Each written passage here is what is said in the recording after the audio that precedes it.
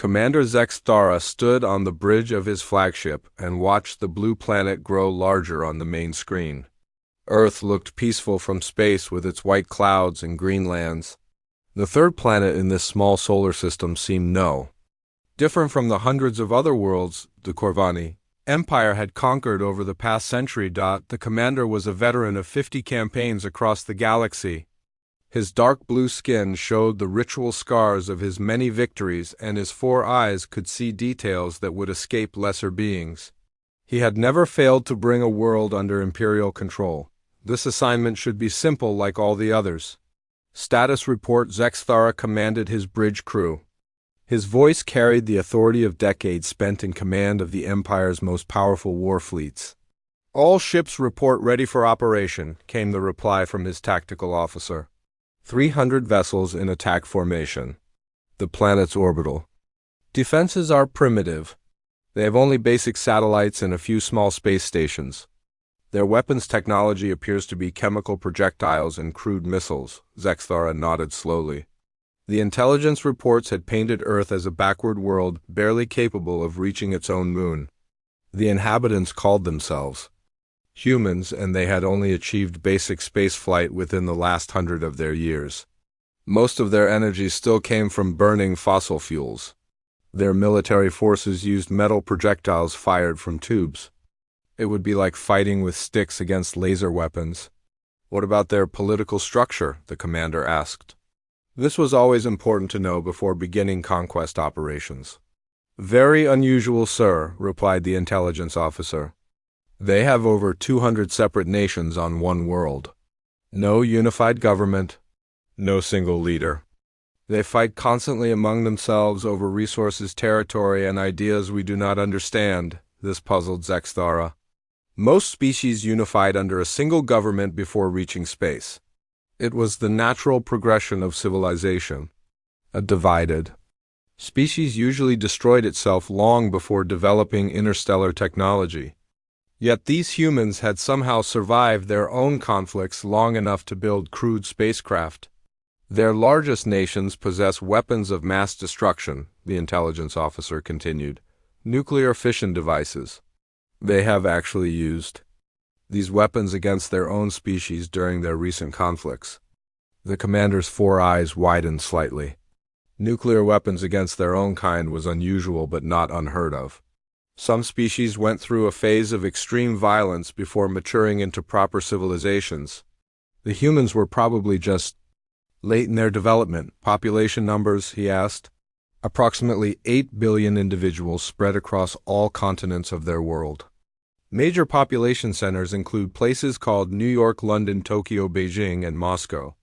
These appear to be their primary command centers." 8 billion was a substantial number but manageable. The Corvani had conquered worlds with larger populations. Numbers meant nothing against superior technology and tactics. A few orbital bombardments of their major cities would break their will to resist. Then ground forces could mop up any remaining opposition. "Begin standard conquest protocol," Zexthara ordered. "Open communication channels to all human governments. Simultaneously, transmit surrender demands in their major languages." The communications officer worked at his station for several minutes. "Channels open, sir. Broadcasting on all human military and civilian frequencies in English, Chinese, Spanish, Arabic, and Hindi.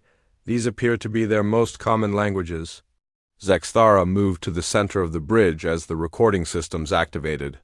He had delivered this same message to dozens of species. The words came easily after so much practice. "Inhabitants of the world you call Earth," he began. "I am Commander Zexthara of the Corvani Imperial Fleet. Your world has been selected for incorporation into the Empire. You will immediately surrender all military forces and prepare for occupation. Resistance will result in the destruction of your major population centers. You have 1 of your hours to comply." The message was transmitted across Earth's communication networks. Now came the waiting period. Most species took some time to process the reality of their situation. Fear usually set in first, followed by desperate attempts at negotiation. Finally came acceptance and surrender, but the response from Earth surprised. Everyone on the bridge. Sir, the communications officer reported with confusion in his voice. We are receiving responses from multiple human governments simultaneously. They are all saying the same thing. What are they saying? Zexthara asked. They are refusing to surrender, sir, all of them. Even their smallest nations are transmitting defiant messages? Some are using language I cannot properly translate, but the intent appears to be insulting. The commander felt a flicker of annoyance. Defiance was not uncommon in the first response, but usually only from a species' primary government. Having every separate nation refuse simultaneously was unusual. Show me their military response, he ordered. The main screen switched to tactical displays showing Earth's surface. What Zexthara saw made him pause. Across the entire planet, human military forces were mobilizing. Not just their regular armies, but every type of fighting force they possessed. Ships moved to combat positions, aircraft took to the skies. Ground forces deployed to defensive positions around major cities, most surprising of all the separate. Human nations appeared to be coordinating their response. Countries that the intelligence report said were enemies were sharing information and resources. Ancient rivalries were being set aside in the face of the Corvani threat. Sir, reported the tactical officer, human military communications have increased by 3,000%. They are using encryption methods we have not seen before. They appear to be sharing tactical data globally. Zexthara studied the displays with growing interest.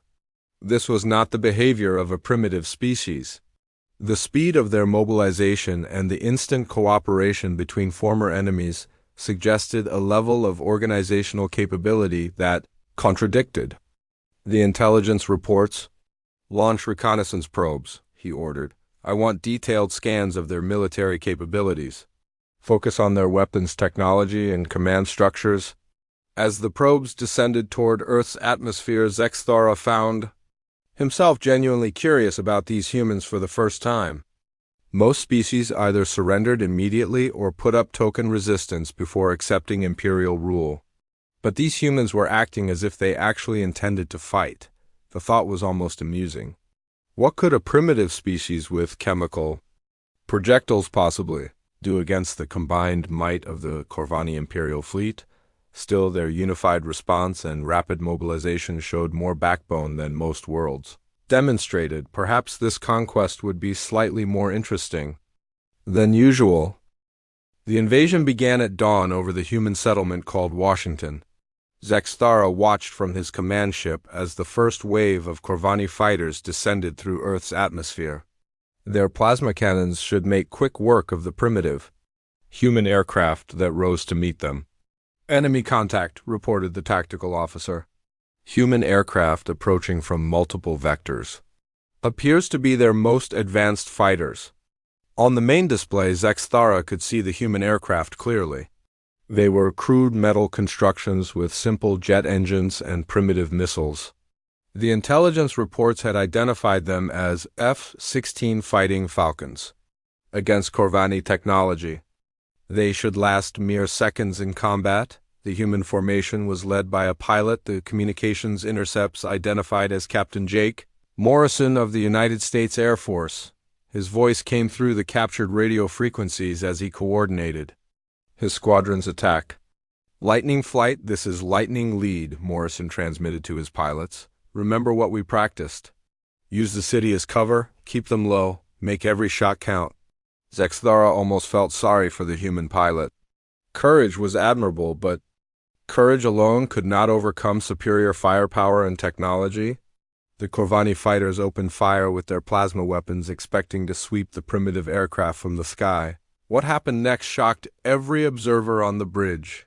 Morrison's aircraft dove straight down into the maze of buildings that made up Washington. The other human pilots followed him, weaving between skyscrapers and using the urban landscape to break up the Corvani formation. When the alien fighters followed them down, the humans had turned the city into a trap. Surface-to-air missiles launched from hidden positions on rooftops. Human ground forces had positioned their weapons throughout the urban area, turning every street into a potential ambush. The Corvani pilots found themselves flying through a gauntlet of defensive fire while trying to navigate between tall buildings. "Splash one," came Morrison's voice as his primitive missiles found their target. A Corvani fighter exploded against the side of a government building. More human voices joined in as additional kills were confirmed. "Lightning 3 has contact. Firing. Got him. Lightning 6 engaging. Target destroyed." Zextara watched in growing amazement as his advanced fighters were picked off one by the primitive human aircraft. The humans were using tactics no civilized species would consider. They were fighting inside their own cities using their civilian buildings as shields and weapons. "Sir," reported his tactical officer with disbelief in his voice, "we have lost 12 fighters in the first engagement. The humans have lost only 3 aircraft." "That is impossible," Zextara replied. "Run the tactical analysis again." But the numbers were correct. The humans had achieved an impossible kill ratio through sheer audacity and intimate knowledge of their own terrain.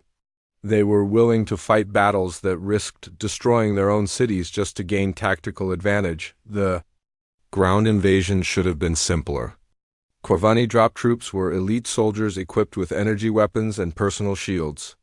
They landed in Central Park, expecting to establish a secure beachhead for the occupation of New York. Instead, they found themselves facing Staff Sergeant Maria Santos and her squad of human Marines. Santos had positioned her troops in the underground tunnel system beneath the city. When the Corvani soldiers landed in the park, they found only empty ground. The real fight began when the Marines emerged from subway entrances, storm drains, and maintenance tunnels all around the landing zone. "Contact left," Santos shouted to her troops as she opened fire with her primitive assault rifle. The chemical projectiles should have been useless against Corvani shields, but the Marines had modified their ammunition based on intelligence gathered from the crashed probe earlier. The modified rounds penetrated the energy shields and found their marks.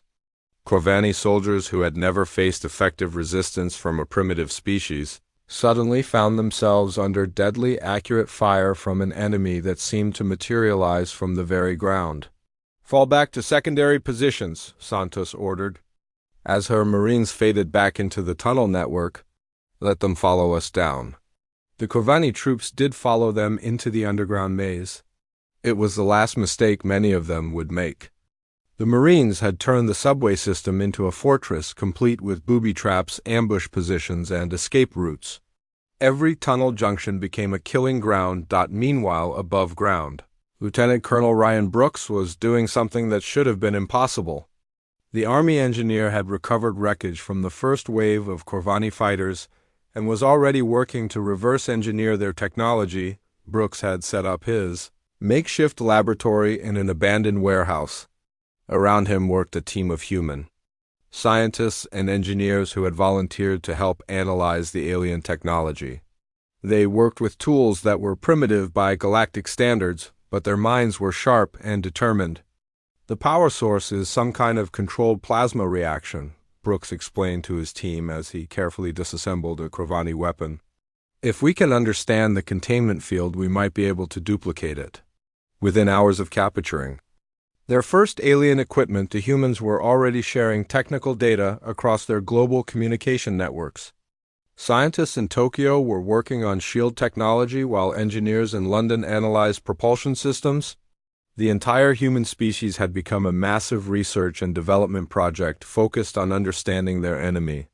"Sir," reported one of Brooks' assistants, "we have established communication with research teams in 12 countries.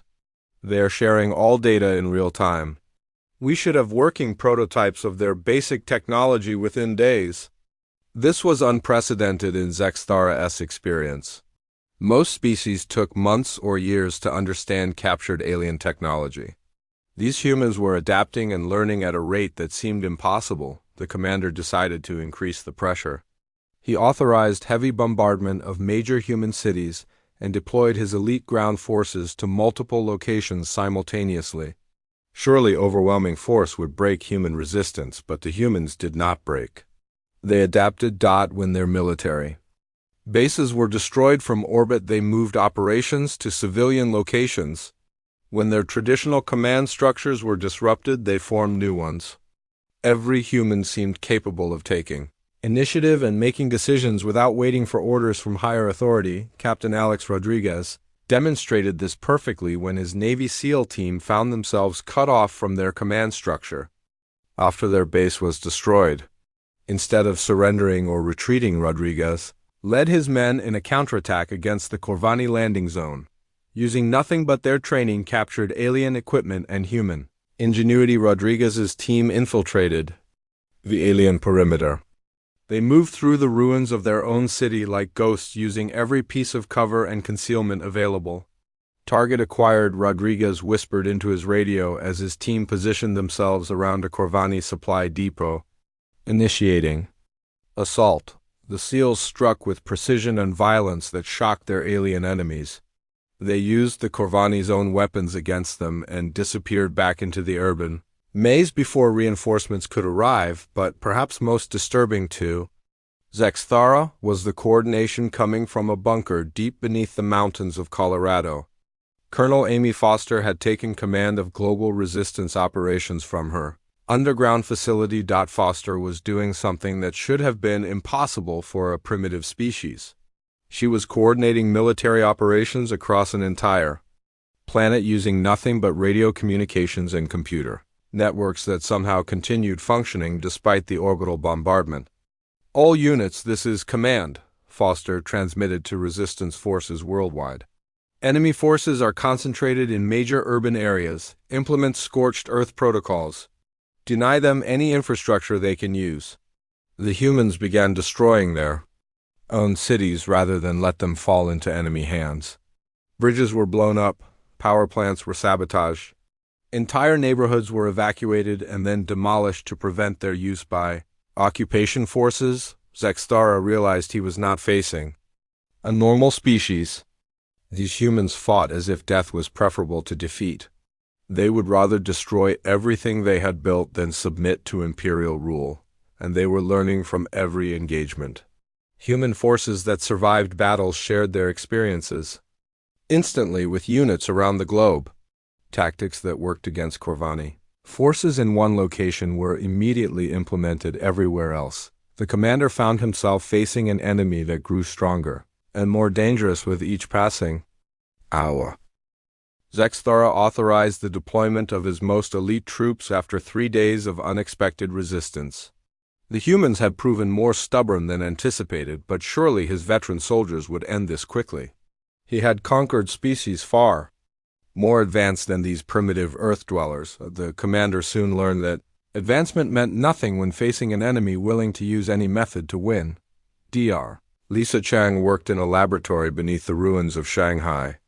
The human biochemist had been studying samples of Corvani blood and tissue recovered from the battlefield. What she discovered changed the nature of the war in ways that horrified even experienced soldiers. The alien physiology has several weaknesses we can exploit, Chang explained to her research team. Her voice was calm and clinical as she described methods of biological warfare that made Zexthara's species seem civilized by comparison. Within hours, Chang had developed a biological agent specifically designed to target Corvani genetic markers. The weapon was invisible, odorless, and spread through the air like a common virus. But unlike a virus, it was engineered to attack only alien biology while leaving humans completely unharmed. Release it in the ventilation systems of their landing craft, Chang instructed her assistants. The agent will spread through their ranks within hours. It will not kill them, but it will make them too sick to fight. The biological weapon worked exactly as designed. Corvani soldiers began falling ill across multiple battlefronts. Their immune systems had no defense against a pathogen engineered specifically for their species. Entire battalions were forced to withdraw as their troops became incapacitated. But this was only the beginning of human innovation in warfare. Captain Alex Rodriguez had been studying the layout of Corvani command ships using intelligence gathered from captured equipment. The Navy SEAL discovered that the aliens had made their vessels according to standard military design principles. This gave him an idea that was both brilliant and terrifying. If we can get inside one of their big ships, we can take the whole thing down from within, Rodriguez explained to his team. They expect attacks from outside, not from enemy forces already aboard. Rodriguez led a team of 12 volunteers in what should have been a suicide mission. Using captured Corvani equipment and uniforms, they infiltrated one of the smaller command vessels during a supply run. Once aboard, they moved through the ship like a virus spreading through a body. The SEALs had studied the alien ship layouts and knew exactly where to place their explosives for maximum damage. They targeted life support systems, power distribution nodes, and structural weak points with surgical precision. Charges set, Rodriguez reported as his team prepared for extraction. This is going to be spectacular. The explosion tore the Corvani vessel apart from the inside. The ship that should have been invulnerable to primitive human weapons was destroyed by soldiers carrying nothing more than conventional explosives and determination. Thousands of Corvani crew members died in the blast. The survivors were rescued by other ships, but the message was clear. Humans could strike anywhere, and the aliens were not safe even aboard their own vessels. Meanwhile, Colonel Amy Foster was implementing strategies that pushed the boundaries of what civilized warfare should allow. From her command bunker in Colorado, she coordinated attacks that used human civilian infrastructure as weapons. All major metropolitan areas implement Protocol 7, Foster transmitted to resistance commanders. Worldwide. Turn every building into a fortress, every street into a battleground. Make them pay for every inch of ground. Human civilians began evacuating from major cities, but not to flee the fighting. Instead, they moved to predetermined positions where they could support military operations. Shopping malls became ammunition depots. Hospitals became command centers. Schools became sniper positions. The humans had turned their entire civilization into a weapon. Major Nick Thompson embodied this philosophy perfectly. The Army demolitions expert was responsible for preparing the defense of Chicago. His solution was simple and terrifying. If we cannot hold the city, we will deny it to the enemy, Thompson explained to his superiors. I am wiring the entire downtown area with explosives. When they take it, we will bring it all down on their heads. Thompson and his teams worked around the clock, placing charges throughout the city's infrastructure. Skyscrapers, bridges, tunnels, and industrial facilities were all prepared for destruction. The humans were willing to sacrifice their own achievements rather than let them be used by their enemies. When Corvani forces finally entered Chicago, they found themselves in a trap. Thompson waited until the aliens had committed significant forces to occupying the city center. Then he sent the detonation signal. The explosion was visible from orbit.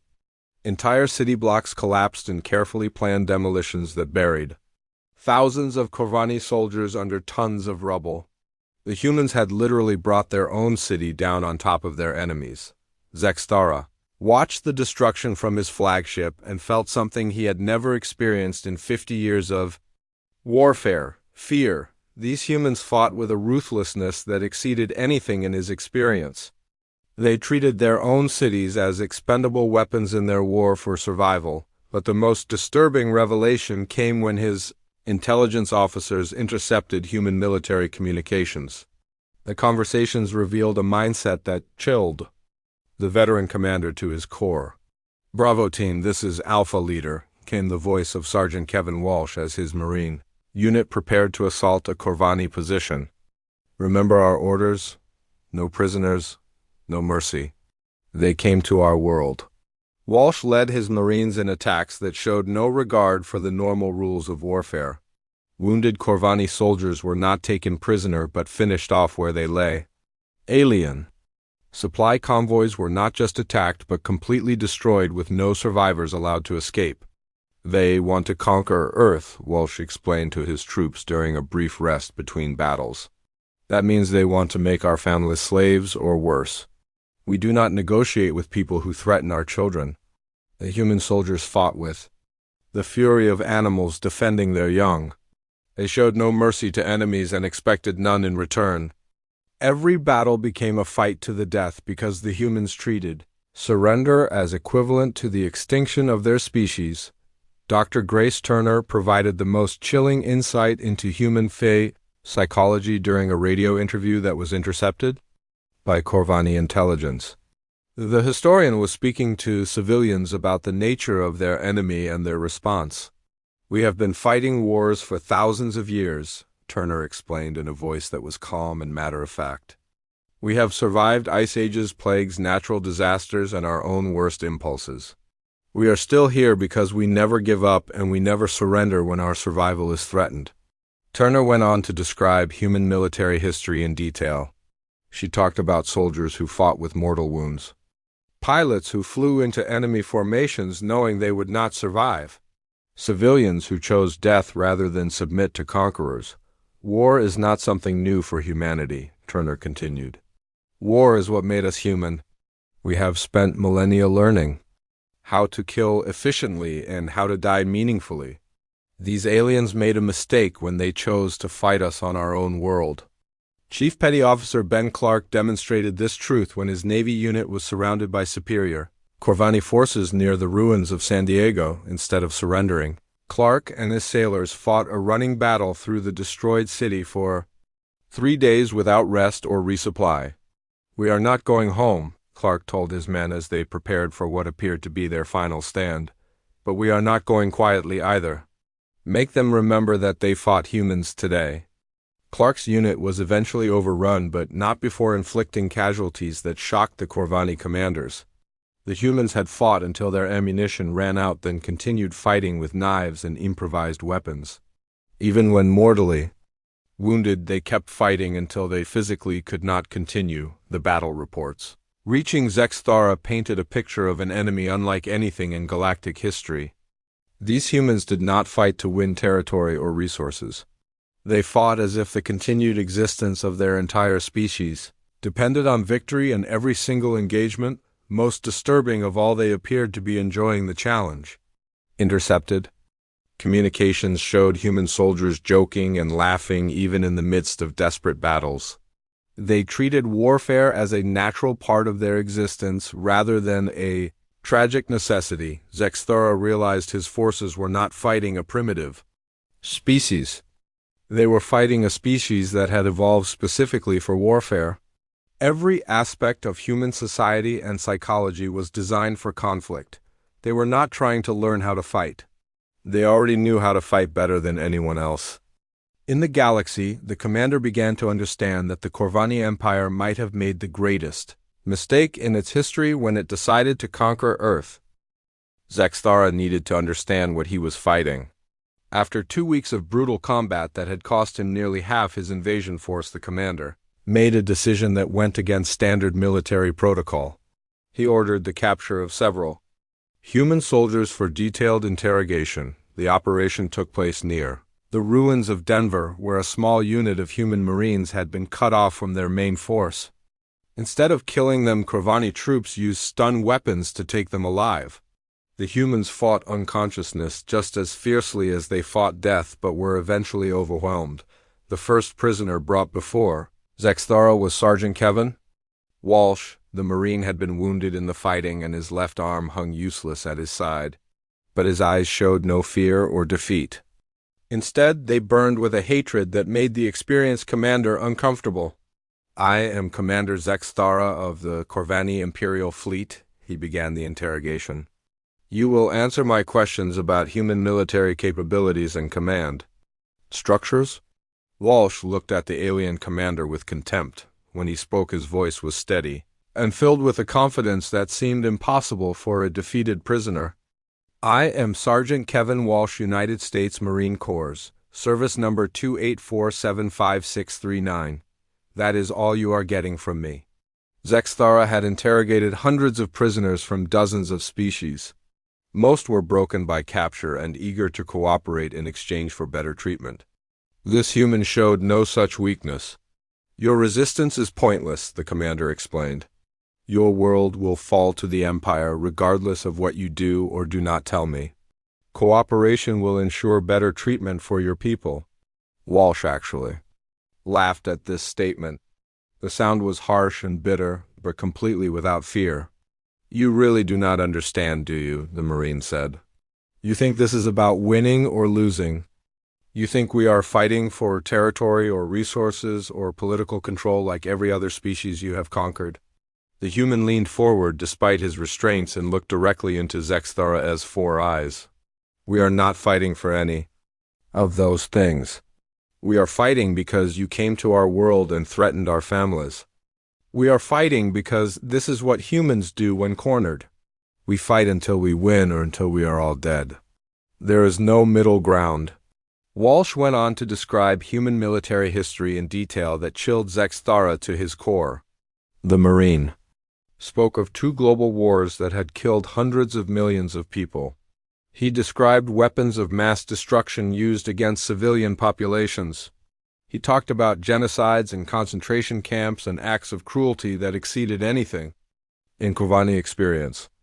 But we also fought against those horrors, Walsh continued.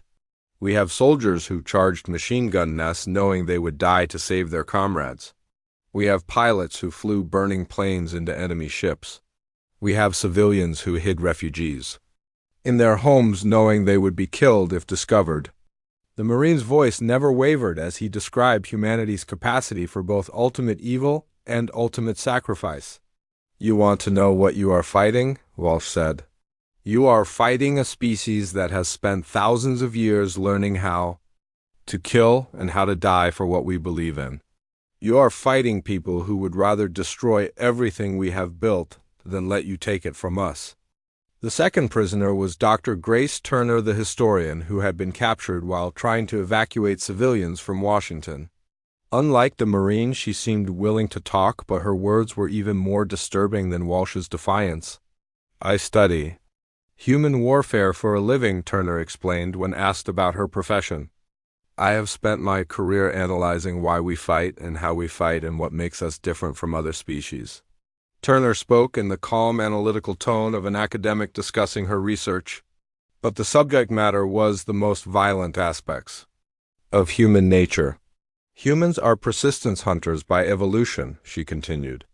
We developed intelligence specifically to hunt prey that was faster and stronger than us.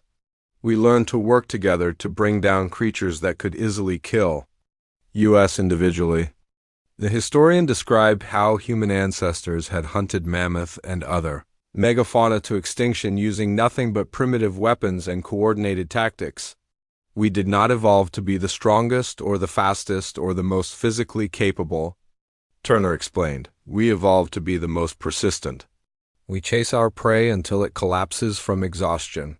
We never give up once we have chosen a target.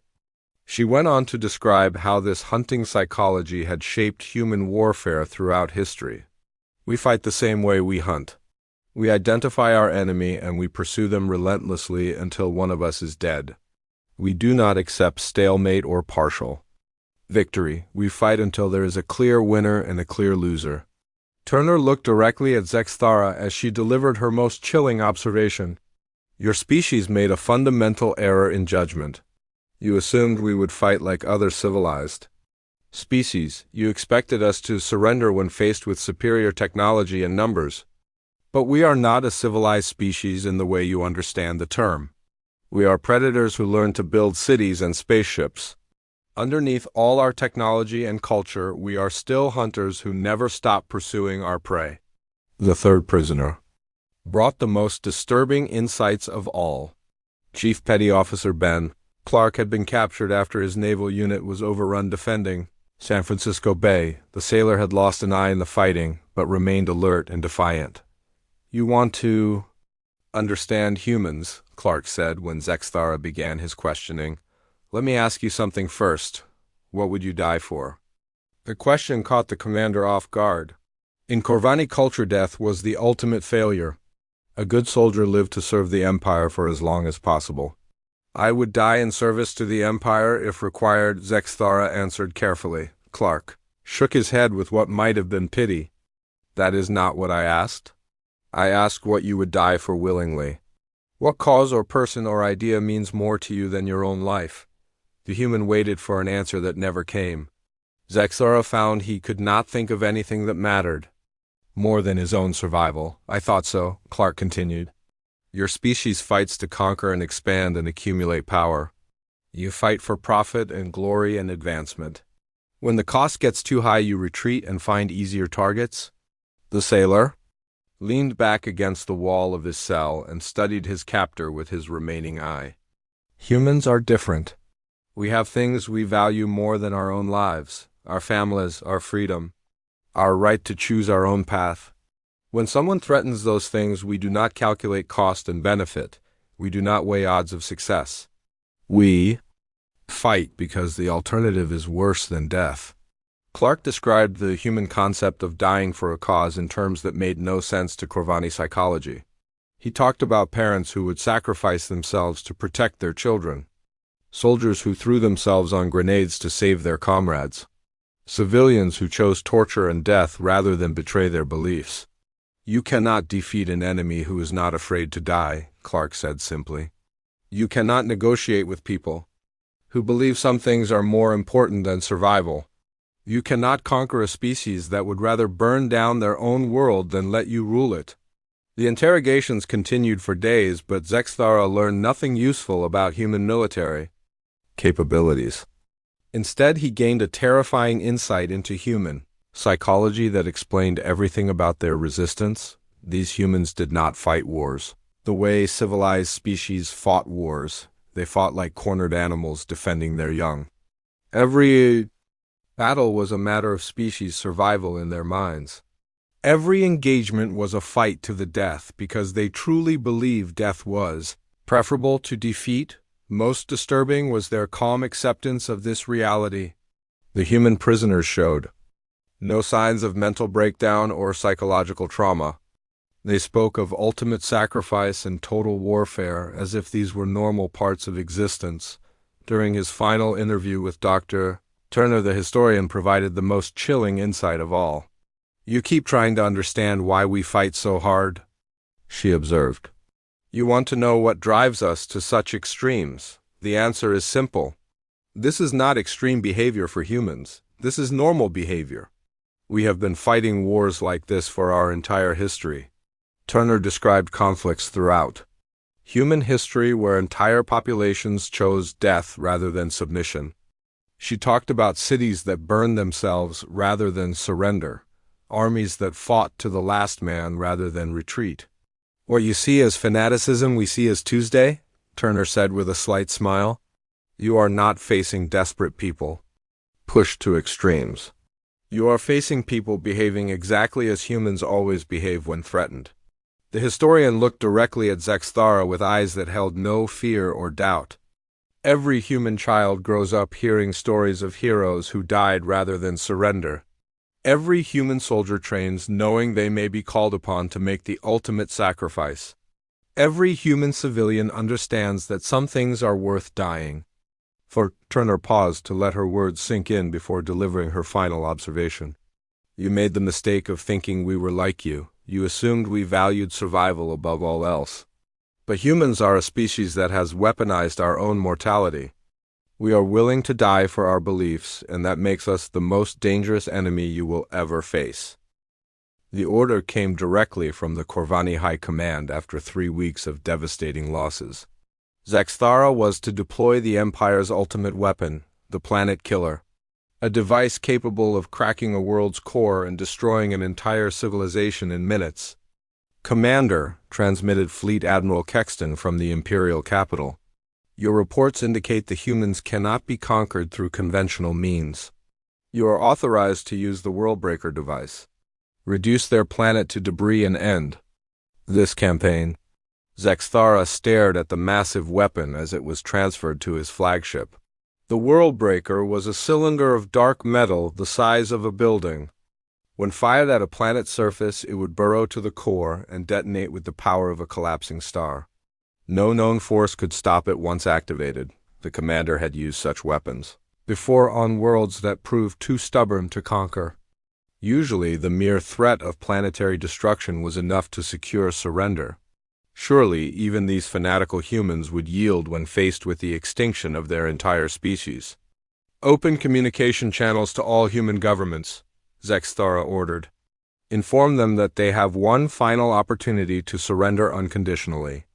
The message was transmitted across Earth's communication networks along with detailed scans of the Worldbreaker weapon. Every human government received technical specifications showing exactly what the device could do to their planet. The response came within minutes, and it was not what Zexthara expected. General Patricia Lewis Ha. The journey back to the Corvani imperial capital took 2 weeks through hyperspace. During that time, Zexthara prepared the most difficult report of his military career. How could he explain to the High Command that he had withdrawn from a primitive world without completing the conquest? How could he make them understand what he had witnessed?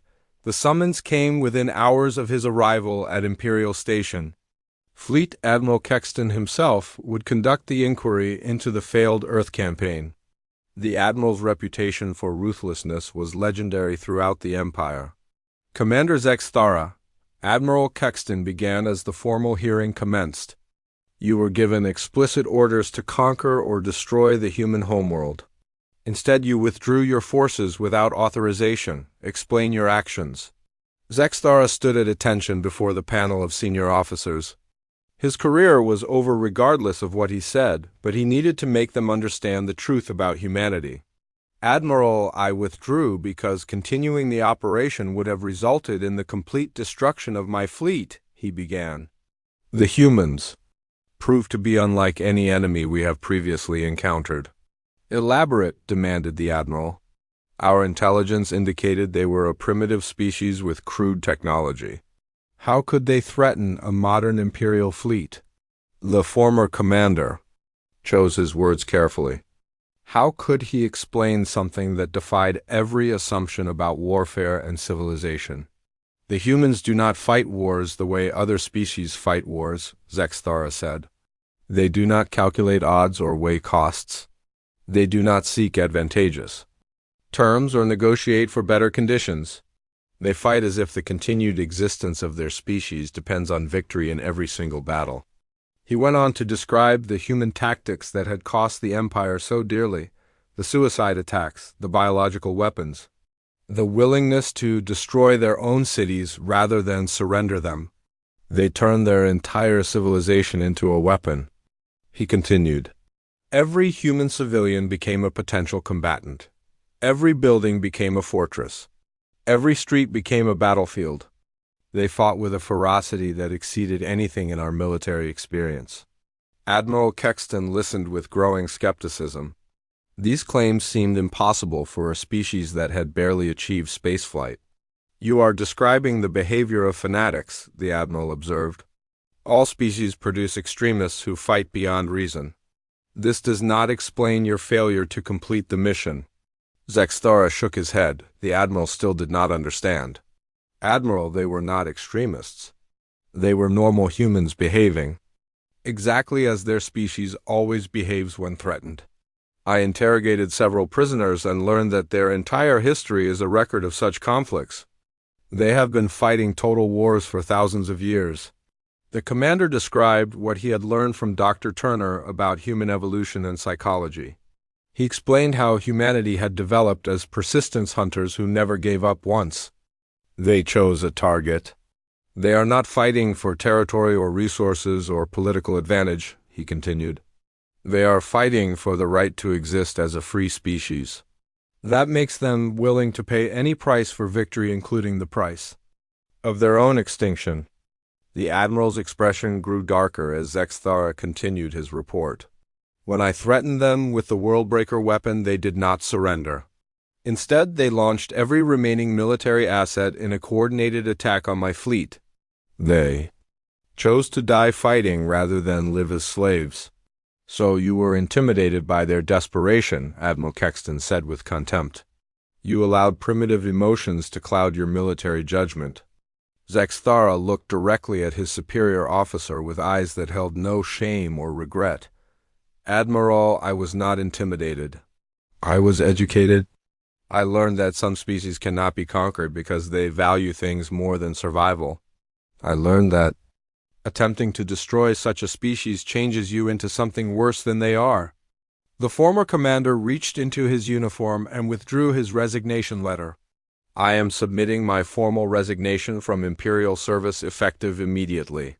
I recommend that the Empire classify the Sol system as off-limits to all military operations. The humans should be left alone. Admiral Kexton stared at the resignation document with disbelief.